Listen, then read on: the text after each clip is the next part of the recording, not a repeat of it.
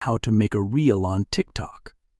To get started, you first need to make sure you have installed the latest version of TikTok on your phone.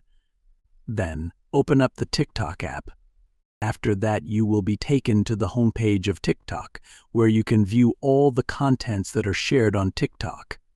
From this page, tap on the plus icon in the middle. TikTok will take you to its camera screen. Here, you will see different timers to make a video. Now, select the 15-second timer and tap on the capture button. Once you are done, tap on the tick mark. After that, preview the video, or you can use the buttons from the side panel to edit the video. Now, tap on Next.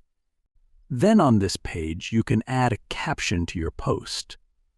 Once you're done, tap on the Post button from the bottom right corner. There you go.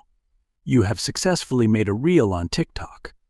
So by following these steps, you can easily make a reel on TikTok.